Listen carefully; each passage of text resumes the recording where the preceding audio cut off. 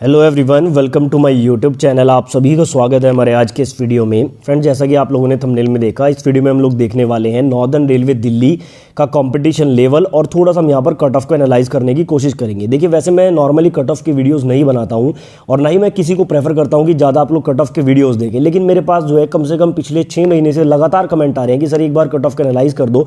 और क्योंकि मेरे पास एक ऑफिशियल आरटीआई का रिप्लाई एक स्टूडेंट ने भेजा था, सबसे पहले मैं उनको थैंक यू बोलूँगा कि उन्होंने मेरे साथ ये डाटा शेयर किया। आप में से भी अगर किसी के पास ऐसा कोई आरटीआई रिप्लाई है तो आप मेरे टेलीग्राम में मुझे जरूर सेंड करें और लिंक जो है मेरे टेलीग्राम का डिस्क्रिप्शन में है। तो स्टूडेंट की डिमांड पर यहाँ पर एक एनालिसिस में करके आपको दिखाऊंगा। देखिए, वैसे तो अगर आप यूट्यूब पर सर्च करेंगे ग्रुप डी कट ऑफ या group D expected cut off, आपको हजारों की संख्या में यहाँ पर वीडियोस मिल जाएंगे, लेकिन उन वीडियोस में बेसिकली कुछ नहीं होता है, एक दूसरे का कॉपी पेस्ट यहाँ पर किया होता है और अपने मन से जो है कट ऑफ बताई जाती है। लेकिन मेरा जो वीडियो है थोड़ा सा अलग रहेगा, इसमें अपने मन से कुछ नहीं बताऊंगा। मैं यहाँ पर पूरा आपको डाटा एनालाइज करके दिखाऊंगा प्रीवियस ईयर 2018 का, और कुछ यहाँ पर फैक्ट्स के आधार पर मैं आपको एक कॉम्पिटिशन लेवल निकाल के बताऊंगा कि इतना कंपटीशन नॉर्दर्न रेलवे में रहने वाला है। देखिए, होता क्या है कि जिस जोन में सबसे ज्यादा वैकेंसी आती है वहां पर सबसे ज्यादा फॉर्म भरे जाते हैं। तो क्या इसका मतलब हम ये समझ ले कि जो आपका नॉर्दर्न रेलवे वो डेंजर जोन है? ये आपको पता लग जाएगा इस वीडियो को देखने के बाद, क्योंकि स्टूडेंट के मन में एक मिथ होता है कि अगर नंबर ऑफ फॉर्म ज्यादा भरे गए हैं, स्टूडेंट ज्यादा है, तो कंपटीशन सबसे ज्यादा वहीं है। ऐसा कुछ भी नहीं है। ये वीडियो अगर आपने पूरा देख लिया तो आपको सारी चीजें क्रिस्टल क्लियर हो जाएंगी। तो वीडियो में अगर आप यहां तक आए हैं तो कंप्लीट वीडियो देखें। अगर आप किसी भी जोन से बिलोंग करते हैं तब भी आपको ये वीडियो देखना चाहिए, क्योंकि इसमें मैं कुछ ऐसे पॉइंट्स डिस्कस करूंगा जिसको देखने के बाद आपको पता लगेगा कि कट ऑफ एक्चुअल में निकाली कैसे जाती है और किस तरह से कंपटीशन लेवल को हम चेक कर सकते हैं। वैसे अगर आप लोग डिमांड करेंगे तो मैं बाकी जोन का भी आपको ऐसे एनालिसिस करके दे दूंगा। फिलहाल आप ये वीडियो पूरा देख लीजिए। चैनल पर आप नए हैं तो सब्सक्राइब कर लीजिए, और अगर वीडियो आपको पसंद आए तो लास्ट में एक वीडियो को लाइक जरूर करें। अब बात करते हैं 2018 ग्रुप डी की। देखिए, हमें अगर किसी जोन का कट ऑफ एनालिसिस करना है, कंपटीशन निकालना है, तो हमारे पास एक सबसे बड़ा आधार होता है कि प्रीवियस में उस जोन में क्या क्या हुआ है, कितने फॉर्म भरे गए थे, यानी कि उसका प्रीवियस का जो डाटा है वो हमें एनालाइज करना होगा। उस समय बहुत सारी चीजें यहां पर पता लग जाती हैं। तो 2018 ग्रुप डी का डाटा यहां पर आपके सामने है। 62,907 पदों पर वैकेंसी आई थी। चंडीगढ़ जोन करके आई थी पिछली बार, इस बार नॉर्दर्न रेलवे दिल्ली करके वैकेंसी आई है। अगर मैं स्पेशली बात करूं चंडीगढ़ जोन में कितने पोस्ट थे, तो आपके 7,832 टोटल पोस्ट थे, यानी कि वैकेंसी थी। फॉर्म अप्रॉक्स भरे गए थे 23 लाख। इसका कोई आरटीआई रिप्लाई नहीं है, ये एग्जैक्ट नहीं है, लेकिन थोड़ा बहुत इसमें ऊपर नीचे हो सकता है, लेकिन अप्रॉक्स हम मान के चलते हैं कि 23 लाख के करीब यहां पर फॉर्म भरे गए थे। क्योंकि देखिए, उस टाइम पर सडन वैकेंसी आई थी, किसी को पता नहीं था, तो बहुत सारे स्टूडेंट ने अप्लाई कर दिया था। इवन जिनको मैथमेटिक्स का एम भी नहीं पता है उन्होंने भी अप्लाई किया था। तो यहां पर नंबर ऑफ फॉर्म जो है बहुत ज्यादा डाले गए थे, वैकेंसी बहुत टाइम बाद आई थी, इसलिए यहां पर फॉर्म ज्यादा भरे गए थे। तो इसके आधार पर सीट कंपटीशन अगर 2018 का देखिए तो एक सीट पर 293 कैंडिडेट की फाइट थी। लेकिन देखिए, मैंने जैसा आपको बताया कि बहुत सारे स्टूडेंट शौक में फॉर्म भर देते हैं, तैयारी नहीं करते हैं, वो पेपर देने भी नहीं जाते हैं। तो पिछली बार का जो अटेंडेंस रहा था वो लगभग 65% के करीब रहा था, यानी कि 60 से 65 के बीच में रहा था। मैंने 65 के अकॉर्डिंग यहां पर कैलकुलेट किया है, तो उसके आधार पर सीट कंपटीशन निकलता है 190। यानी कि जब पेपर हुआ था उस टाइम पर एक सीट पर 190 स्टूडेंट फाइट कर रहे थे चंडीगढ़ जोन में। अब यहां पर थोड़ा सा कट ऑफ देख लेते हैं कि इस कंपटीशन में कट ऑफ कितना रहा था। यूआर कैटेगरी अगर मैं बात करूं, देखिए कट ऑफ आपका 2 बार बनता है ग्रुप डी में। एक आपका पीटी का कट ऑफ बनता है और एक आपका फाइनल कट ऑफ बनता है डीवी के लिए, जिसमें आपका फाइनल सिलेक्शन होता है।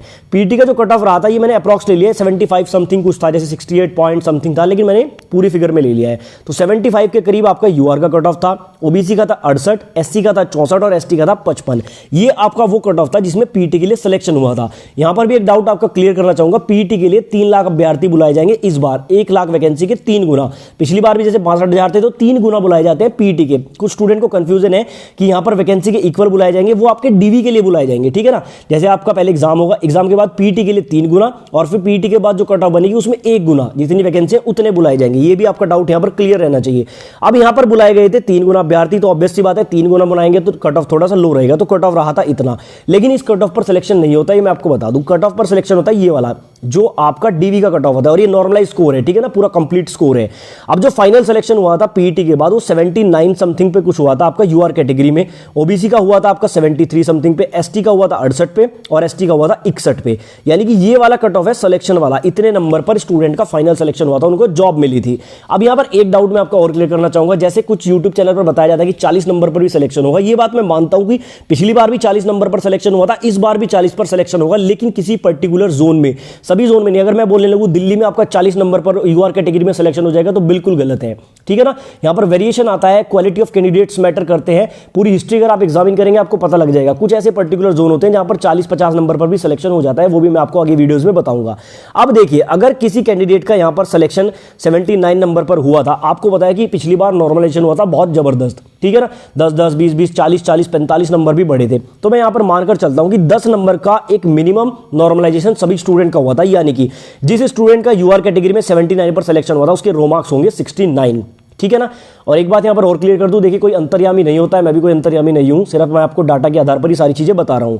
और देखिए ओबीसी में जिसका 73 पर सिलेक्शन हुआ था उसके रो मार्क्स रहे होंगे 63, 10 नंबर मैंने यहां पर कम कर दिए हैं। ऐसे ही एससी में अगर किसी का 68 पर सिलेक्शन हुआ था उसके रो मार्क्स रहे होंगे 58, और एसटी में जो है जिसका 61 पर सिलेक्शन हुआ था उसके मार्क्स रहे होंगे 51। यानी कि इतने मार्क्स लाने पर पिछली बार चंडीगढ़ जोन में सिलेक्शन हो गया था। सीधा सीधा बोले तो 69 नंबर जिसके आए थे उसको ग्रुप डी की जॉब मिल गई थी। ओबीसी में 63 जिसके आए थे उसको मिल गई थी, एससी में 58 और एसटी में 51 वालों को जो है जॉब मिल गई थी। ये हो गया आपका 2018 का डाटा। अब कुछ चीजें यहां पर और एनालाइज करते हैं। देखिए आपको पता है कि वैकेंसी में हुआ है बहुत ज्यादा डिले, बहुत सारी बीच में वैकेंसी आई है, जैसे आपकी यूपी पुलिस की है, आपकी कुछ टीचर्स की वैकेंसी भी आई है, और बीच में बहुत सारी स्टेट लेवल की वैकेंसीज भी आई है। यानी कि देखिए जो स्टूडेंट यहां पर 2018 ग्रुप डी में कुछ पॉइंट से रह गया था, हो सकता है वो दूसरी वैकेंसी में क्लियर कर गया हो, लेकिन इसके आधार पर हम ये नहीं कह सकते कि इस बार कट ऑफ लो चला जाएगा, ठीक है ना, क्योंकि कट ऑफ लो जाने के ऊपर बहुत सारे फैक्टर्स होते हैं, ठीक है ना। जैसे आपके कुछ स्टूडेंट सेलेक्ट हुए, ऐसे ही जो आपके कुछ नए स्टूडेंट थे वो भी 4 साल की तैयारी करके बेहतर तैयारी में आ गए हैं, तो सारी चीजें हो जाती हैं बैलेंस। अब सारी चीजों को बैलेंस करके डाटा मैंने निकाला है 2022 का आपके लिए। देखिए 2022 ग्रुप डी में वैकेंसी है 1,03,770 के करीब। आप लोग बोलेंगे वैकेंसी ज्यादा है तो कट ऑफ जो है वो लो जा सकता है, बिल्कुल एक फैक्टर होता है, लेकिन सिर्फ इस फैक्टर पर कट ऑफ लो नहीं होता है। दूसरा फैक्टर होता है कि नंबर ऑफ फॉर्म। अब देखिए जैसे कि यहां पर चंडीगढ़ जोन की मैं बात करूं, जो इस बार नॉर्दर्न रेलवे दिल्ली करके वैकेंसी है, इस बार वैकेंसी है 13,153, वैकेंसी बढ़ी है पिछली बार से, फॉर्म भरेंगे इस बार 22 लाख, ठीक है ना। और इसके लिए मैं आपको आरटीआई चलिए दिखा देता हूं। तो ये मेरे पास एक आरटीआई भेजी थी एक स्टूडेंट ने, ठीक है ना। यहाँ पर आप सीधा देखिए, यहाँ पर कुछ क्वेश्चन इन्होंने पूछे थे, तो आंसर में यहाँ पर बताया गया required information is not presently available with this RRB, please ask for this to RRB Bhopal being nodal RRB in RRC CN 2019 who will have all the data of this CN. दूसरे question में इन्होंने पूछा था कि कितने form भरे गए। However in RRC CN 2019 a total form 22,36,366 candidate have applied for northern railway. ये देखिए यहाँ पर पूरी तरह से ऑफिशियल आरटीआई है, मैंने नाम वगैरह कुछ भी हाइड नहीं किया है, सारी चीजें आपके सामने। तो 22,36,366 फॉर्म यहाँ पर भरे गए हैं। तो देखिए जैसा कि मैंने आपको बताया कि फॉर्म अप्रॉक्स 22 लाख भरे गए हैं। आप कहेंगे कि पिछली बार 23 लाख फॉर्म थे, इस बार 22 लाख फॉर्म है, फॉर्म पहले से कम भरे गए हैं, वैकेंसी ज्यादा है, यानी कि इन दोनों आधार पर हम कह सकते हैं कि कट ऑफ लो जाएगा। लेकिन इन दोनों फैक्टर पर कट ऑफ लो नहीं रहता। यहां पर एक चीज मैटर करती है, आपका क्वालिटी ऑफ कैंडिडेट्स। पिछली बार क्वालिटी कैसी थी मैंने आपको बताया, सडन वैकेंसी आई थी, क्वालिटी स्टूडेंट की इतनी अच्छी नहीं थी, फिर भी कट ऑफ अच्छा खासा गया था। इस बार तो क्वालिटी बहुत अच्छी है, तो चीजें हो जाती है बैलेंस, यानी कि कट ऑफ ऊपर भी जा सकता है, कट ऑफ नीचे भी जा सकता है। इसलिए मैं आपको हमेशा बोलता हूं कि जो लोग आपको बोलते हैं कि 40 नंबर मान के तैयारी कर लो सिलेक्शन हो जाएगा, सभी जोन में 40 नंबर पर सिलेक्शन नहीं होता है। और चंडीगढ़ एक ऐसा जोन है, क्वालिटी ऑफ कैंडिडेट हमेशा अच्छी रहती है, चाहे आप किसी भी वैकेंसी को देख लो, चंडीगढ़ में जो है अच्छी क्वालिटी के स्टूडेंट रहते हैं। अब यहां पर वैकेंसी 13,153 फॉर्म भरे गए, 22 लाख पर सीट कंपटीशन निकलता है 170 का, लेकिन ये आपका एक्चुअल पर सीट कंपटीशन नहीं है, जैसा मैंने आपको बताया है। अटेंडेंस रहती है लो, आधे स्टूडेंट जाते हैं। इस बार हमने एनटीपीसी में देखा 45 से 50% रही है अटेंडेंस, तो ग्रुप डी में भी यहां पर अगर अप्रॉक्स लेते हैं 50% अटेंडेंस तो आपका पर सीट कंपटीशन निकलता है 85। अब पिछली बार कितना था, देखिए पिछली बार मैं आपको दिखा देता हूं, यहां पर पिछली बार था 190, इस बार कितना है 85। आप लोग बोलेंगे सर कट ऑफ लो जाएगा, बिल्कुल नहीं, क्योंकि देखिए पर सीट कंपटीशन भी ये चीजें डिसाइड नहीं करता है कि कट ऑफ आपका लो जाएगा। देखिए यहां पर मान लीजिए एक सीट पर 85 है, पिछली बार 190 थे, लेकिन ये 85 की क्वालिटी भी तो बहुत अच्छी है।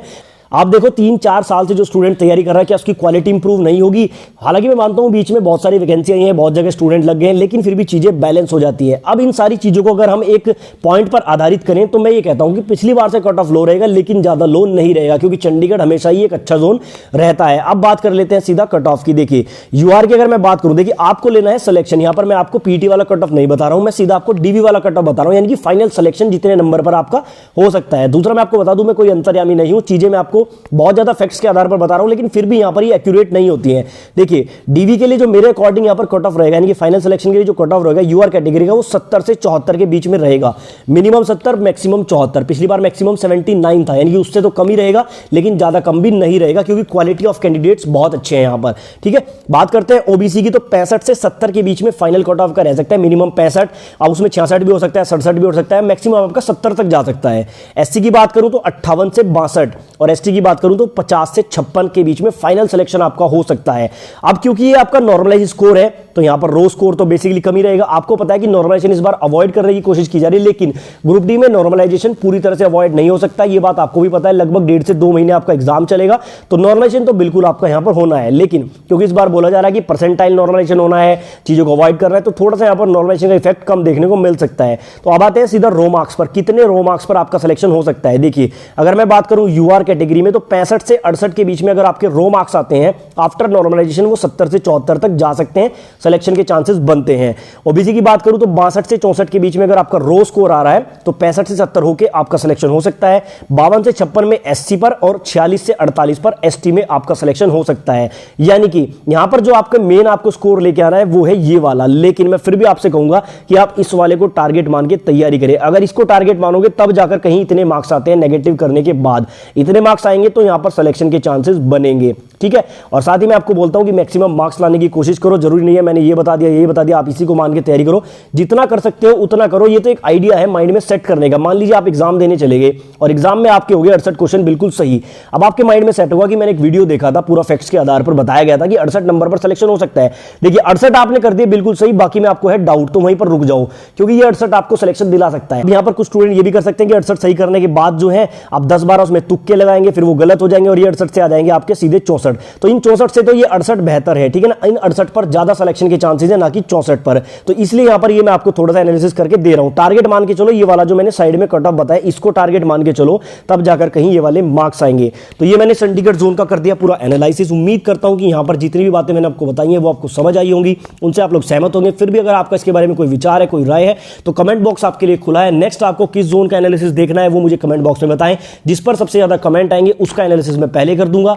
और अगर वीडियो पसंद आया तो वीडियो को लाइक और चैनल को सब्सक्राइब करें।